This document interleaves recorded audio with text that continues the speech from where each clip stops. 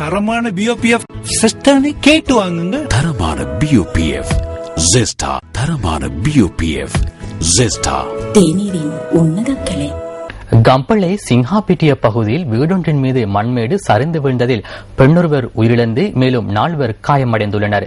இந்த சம்பவம் இன்று மாலை 5 மணியில் இடம்பெற்றுள்ளதாக கண்டி மாவட்ட இடர் முகாமைத்துவ உதவி பணிப்பாளர் இந்திக ரணவீர கூறினார்.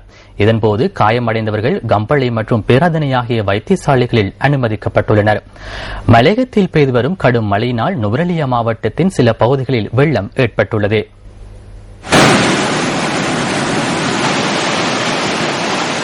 நீர்மட்டத்தில் ஏற்பட்ட அதிகரிப்பை அடுத்து லக்ஷபான, மௌசாகல மற்றும் கெனியன் ஆகிய நீர்த்தகங்களின் வான் கதவுகள் திறக்கப்பட்டுள்ளதாக நுவரெலியா மாவட்ட செயலாளர் டிபிஜி குமாரசிறி தெரிவித்துள்ளார்.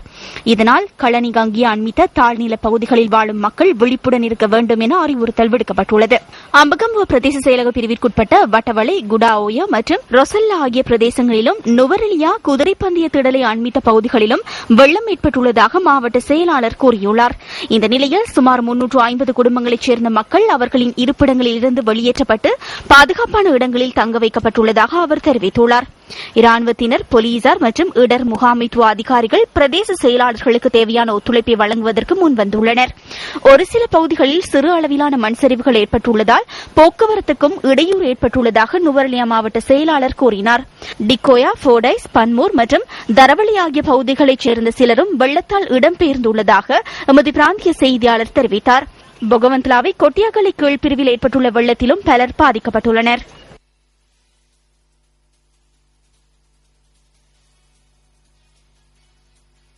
புத்தளம் கொழும்பினூடான பொத்துவில் வரை ஆழ்கடல் மற்றும் கரையோர பகுதிகளில் காற்றின் வேகம் 60 தொடக்கம் 80 கிலோமீட்டர் வரை அதிகரிக்கும் என வளிமண்டலவியல் திணைக்களம் எதிர்ப்பு கூறியுள்ளது.